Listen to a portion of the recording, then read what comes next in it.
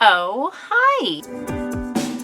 This week, we're leveling up our bag making. Are you excited? Because I'm excited. Remember a year ago plus, I made a zipper bag pouch thing, and it was one of my first times meddling with bags. Well, I have more things I want to try. I know I've made more intricate, complicated bags since then, like my Sabrina Spellman bag, which will be up in my Etsy shop by the time you're seeing this. I mean, there's only one of them, so I hope it's still available. That and my other messenger style bag were super fun to make, but I kind of want to revisit just the basic zipper pouch and make it better in multiple ways. I still use the ones that I made a lot. I use zipper pouches everywhere for everything. But this is the updated pattern, so we're upgrading two things. The first thing is one of the things that drove me the most nuts, and the only thing I wasn't happy with my other zipper pouches, the more basic one, is how the ends of the zippers looked in that top seam. It wasn't consistently even, and it was so hard to sew, and it just looked wonky, and I'm not into selling things that look wonky. So the solution I have come up with is taking a stab at making some zipper tabs, which now that I've actually walked myself through the steps and figured out the size and how it's gonna all get assembled with the zipper tabs, why did I put this off? This is the easiest thing, and I'm literally just using two of the scraps that were cut out of the leftovers from the bag pieces. Why must I overcomplicate everything? It's like my very shitty superpower. As you can see, if you have the original pattern that I posted up on my Patreon. By the way, all of my patterns that I talk about in videos, including bag stuff or the Totoro hoodie detail pieces for the face and the tummy and the ears, that stuff is posted for free up on my Patreon. There's no way for me to like add an image into the description or a comment or something. So having a home for all of those to live that's easy for y'all to check out seems like the best method for me. And also, it is 100% because of all of my amazing bug trolls over on Patreon that I'm even able to do stuff like this. Not just post free patterns for all of you to check out, but also this whole thing. I literally would be incapable of putting the time and money into it that I do and posting videos every Friday and getting to get better at sewing and doing my favorite thing in the whole world. Without them, it wouldn't be happening. So thank you everyone that's on the screen right now. You're amazing. If you would like to join the fray while you're checking out the pattern, feel free, but no pressure. I just want to share the things that I make and encourage you to feel like you can do it, because if this lanky meat sack can put this stuff together, I promise you can also do it. All right, enough shilling myself. If you do have the other pattern, which is basically like a 5.5 by 7.5 inch block, this has some stuff going on around the bottom, and that's because we are going to box out the bottom corners so that this bag, hopefully, will be able to stand up on its own. I am very excited about this. I did a bit of a test run just to figure out the size of this cutout. I'll have all the measurements and this traced out, as well as what size zipper tabs I have and notes about like how much of each fabric you need and what size zipper, all those good things up on the pattern piece on the Patreon. So if this is overwhelming and you don't want to take your own notes, I'm gonna write them all out for you. I got you covered, my dudes. Okie doke.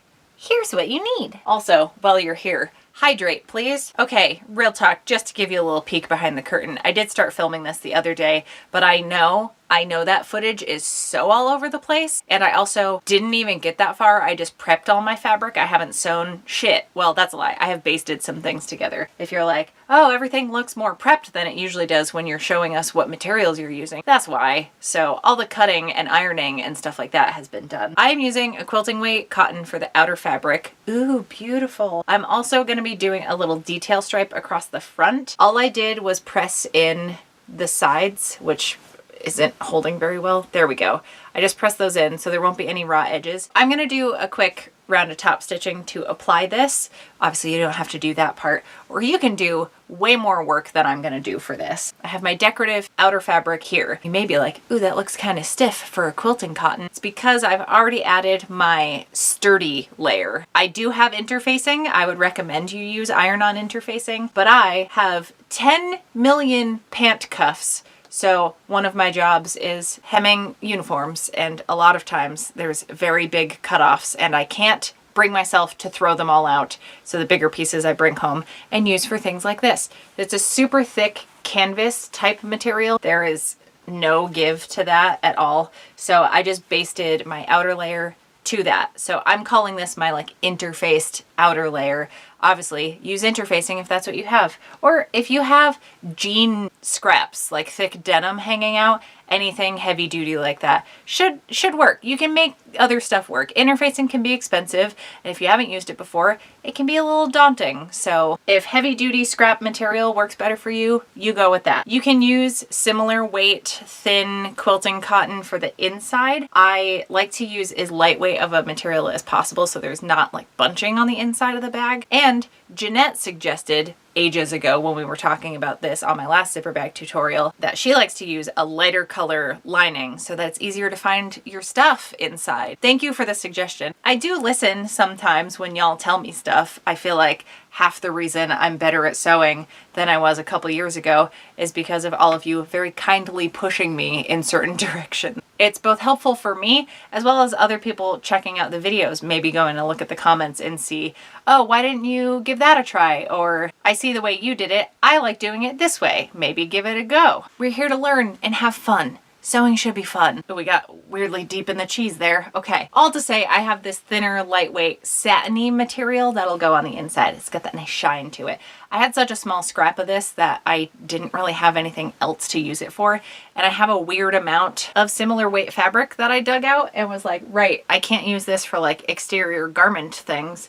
And they're not big enough pieces to use as a lining for some of those garments. So bag linings are kind of perfect for it all, and I never look at this pile, so I have it out. I am forcing my eyes upon it, and it's going to get used. So help me. Because if you're keeping up with how my 2020 started, we're in a no-buy year, and honestly, it's probably going to extend into next year because I have used a lot, but I still have so much. I have been gifted a bunch of fabric from David and my fairy god Cheryl and a couple of other friends here and there clearing out their own spaces, and I so appreciate it. I have also sent some things out to people that I know I'm just never going to use, and it's been nice doing like a trade. And yes, I'm glossing right over the fact I feel like it's a little bit cheating on my part that I've been given new fabric, but you know, we can't torture ourselves over everything. So since I've talked so much, you've probably forgotten we have 2 pieces of fabric for our outer shell, and then some type of interfacing, whatever sturdy scrap material layer underneath the outer shell. Also, as I mentioned in my little self-tirade earlier, I have 2 zipper tabs that are 2 inches by 1 inch, and I've pressed them in half. I also already pressed out all the other fabric, and as I mentioned, this strip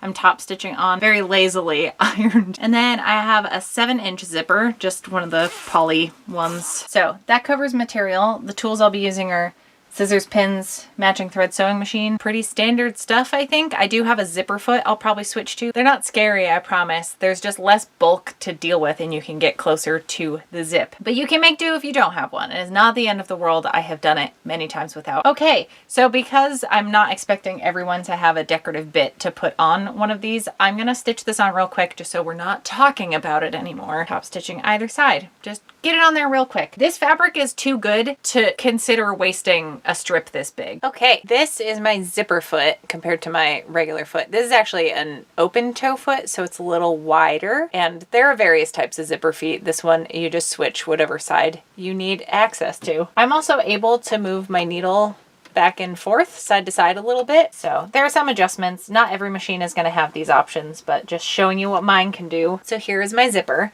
I'm going to undo here a little bit and take the clean edge of my folded over tab piece. Again, it's like the 2 by 1 inch strip folded in half and pressed. I'm going to line it up here. Oh, you know what would be smart? If we're going to pin this, why don't we do it when the zipper's closed? How about that? And we might as well pin the other one to the other end while we're at it. We want to make sure we're not stitching over any of these hard metal bits or the teeth. The teeth stop at this little bar down here, so you don't have to be nervous about sewing over them. I assume that's why most people are afraid of zippers, is because, you know, you can break shit. So anyway, on both of these tabs, I'm just going to sew, you know, as close as I can really, but probably 1/4 of an inch in from this edge. I can move the zipper head out of the way. But yeah, just a normal straight stitch, nothing too hectic. Oh, I'm also doing a pretty short stitch length just because I want this to hold together really nicely. Everything but the top stitching. That'll be a longer stitch length. Now to the proper assembly steps. So I'm going to take the right side of one of my outer pieces and line it up with the right side of the zipper.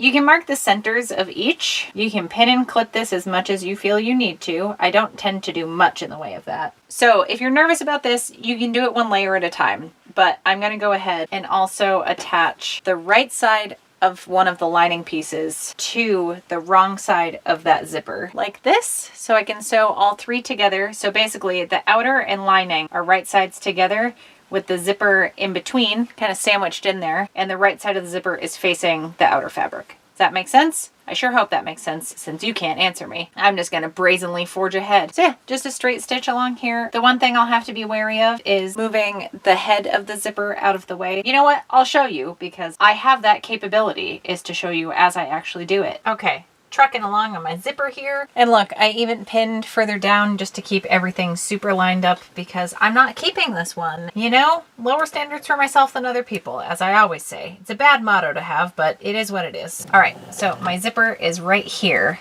So I'm gonna lift my presser foot with my needle down, so nothing's shifting around here. I'm gonna put my hand in, pull the zipper up. It's behind here where I've already sewn, and it won't interfere with the rest of this, and I can just carry on my merry fucking way. All right, now the moment of truth.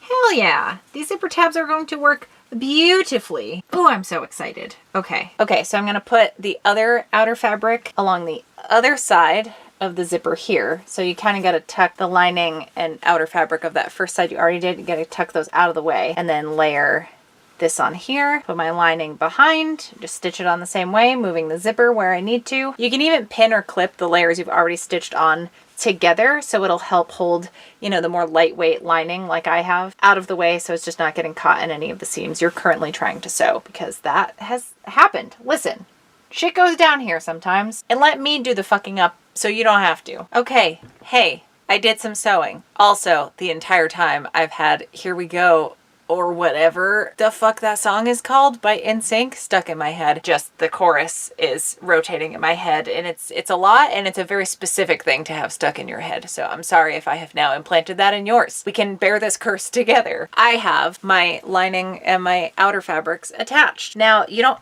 have to do this part if you don't want.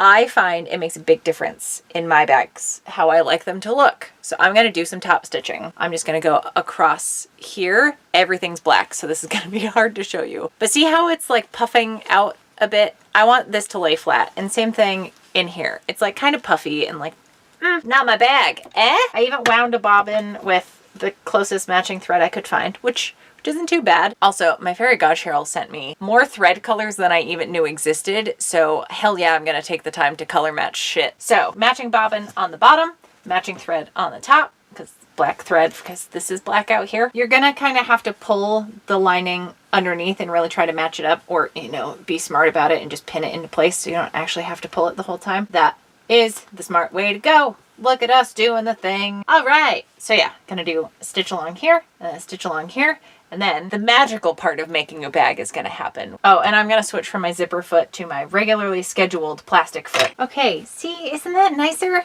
I think it makes such a big difference. And the lining, it's not trying to flop into the zipper. I guess that's my bigger concern, especially having a lighter weight fabric in here, is that it wants to tuck into the zip, and I will not have that. So now is where I'm hoping the zipper tabs are gonna be the game-changing factor. This is what it looks like right now.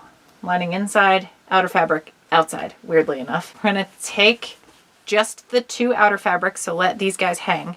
Put these right sides together, pin where and when you need to. I'm gonna try to make a point to line up these edges of these pieces, like these two right here. I'm gonna stitch down this edge, stop, back tack, ignore this corner here, stitch along here, ignore this corner, come up here. So you're just doing this edge, and this edge. You're gonna come up to the lining, do the same thing, you know, make sure you're stitching across this stuff. Be careful going over the zipper area. It's gonna be a little tricksy no matter what, but the tabs should help. And yeah, this edge, you're gonna start on this edge, but you wanna leave a gap in the middle of the bottom part of your zipper bag. And yeah, same thing, just start up the other side and you should have a complete bag. Future me will put a time lapse of the process here so that you aren't missing any of the steps in case I did a shit job explaining, because even though I've been doing YouTube tutorials for the better part of a decade, I still am very bad at wording how things go together so that they make sense for you. Okay, I had to go over in a couple spots because this is super slippery fabric and I didn't like how close one of the seams was to the edge there, so I went back over it. And if you feel like stuff is too bulky here especially,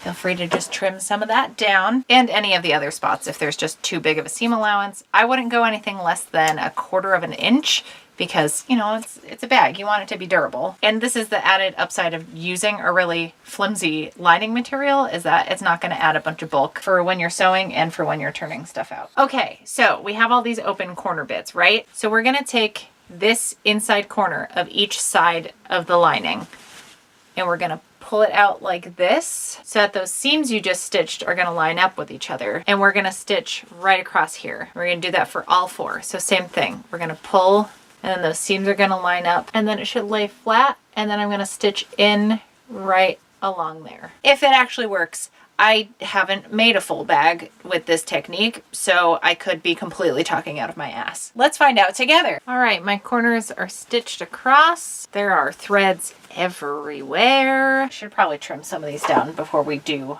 the birthing process, which it just fascinates me every time I turn something out. This is where the gap in the lining is gonna come in handy. We're gonna start turning. Oh. Okay. Before you get to this part, make sure your zipper's open. I don't know what this is gonna look like, but I hope it's not terrible. You just get a mush. There's no pretty way to go about this. Keep pulling, keep pulling.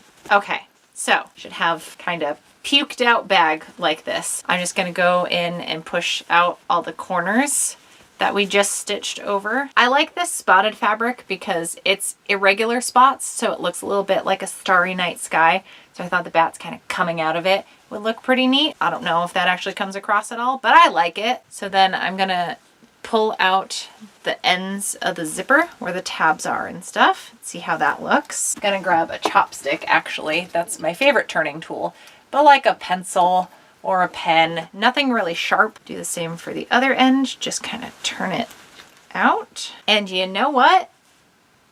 Those zipper ends look fucking great. Usually I have trouble with these 2 ends here trying to like fold over each other from when I'm attaching everything, and that is simply not the case with this. And then once everything's pushed out, grab our little pattern piece, it stands up on its own. Oh my God, it worked. I'm not mad at that at all. Looks like a professional did it.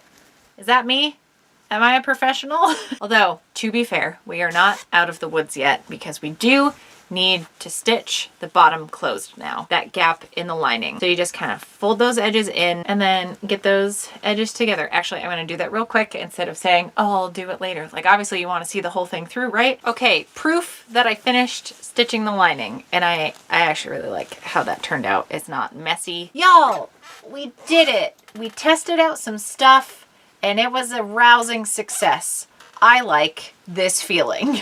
It's the combination of, yes, a thing went well, but also we tried new challenging things and learned some stuff. Bag making is such a different animal than garment making in a lot of ways, and I'm just fascinated by the process. Okay, so as I mentioned during one of the steps, I am not keeping this bag for myself because this is going to be a giveaway for one of you. Unfortunately, I'm going to keep it US, but international shipping, especially this year, is just going to be too much for me to swing. And if you didn't know, this is probably helpful because I know a bunch of you have Etsy shops and stuff. The USPS shipping prices from October 18th to like Christmas or end of year has gone up by not a ton, but when you send out a lot of small orders, 40 extra cents a pop, it adds up when you're sending out a bunch of stuff. And I know a lot of you, and myself included, run on really small, yep, that's the word, profit margin. That is something to be aware of for your own shops. So anyway, all to say, I will send this to one of you. All you have to do is be subscribed and comment that you want it, and I'll just do a name in a hat thing and announce it in next week's video. I don't know what that project's gonna be, but there'll be something up and I will tell you who won the thing. So this is going up on Friday, November 6th, 2020. I will have the giveaway submissions closed by the 9th, just so I have time to actually put the information into the next video. So you have until Monday. I'll give it till midnight on Monday if you comment on this video and are subscribed. Obviously, you have to be comfortable with me mailing this to you, so be wary of that. I don't think there's anyone under 18 here, but let's just put that little stipulation on that it's a 18 plus. I mean, that makes it sound like there's going to be a bunch of dildos in here. There won't be. Giveaway rules can be weird, and I just want to cover all my bases, so yes, if you would like to win the non-dildo filled bat bag, the rest is in your hands. Also, mention if there's a preferred way for me to reach out to you. We'll figure it out. I do have the fixins to put together one more bat bag similar to this. It won't be exactly the same because the stripe is going to be a little different, probably placed in a slightly different way, or as close to this as I can. We'll see how I feel when I make it. But this and some other bags will be going up in my Etsy shop. So if you don't win the giveaway, but you want some of your own stuff, I'm going to have a new slew of stuff over there. I'm finally getting back to putting effort into my Etsy shop because I've had a lot of the wind taken out of my sails as far as that goes this year for obvious reasons. I'm sure lots of people are also in the same boat, but I'm really excited about making bags again, and these feel better than ones I've made in the past, and that's nice to feel like I'm leveling up in that regard.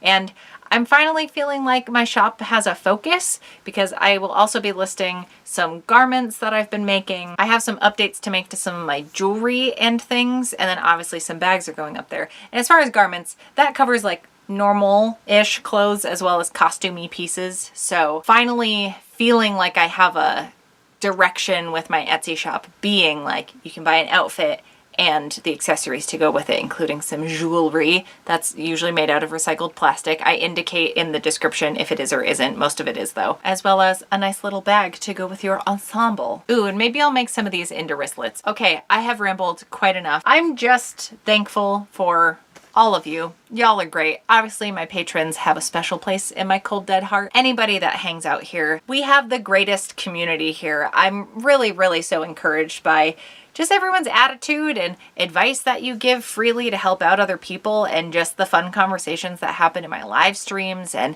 in the comments between y'all. I genuinely feel like I'm hanging out with my internet friends when we get to interact with each other. So I am so much better off in probably any conceivable way because of having this channel and having you all here. I know I'm the one putting the videos out, but it is because you're all showing up and hanging out, and it's all of us together that make this what it is, and I'm so appreciative of that. Even the dog is over my cheesy bullshit, so I'm gonna go. I will see you all back here with another video next Friday. Thank you so much for hanging out. Why do I ever bother putting lipstick on? Because I'm never not drinking and eating.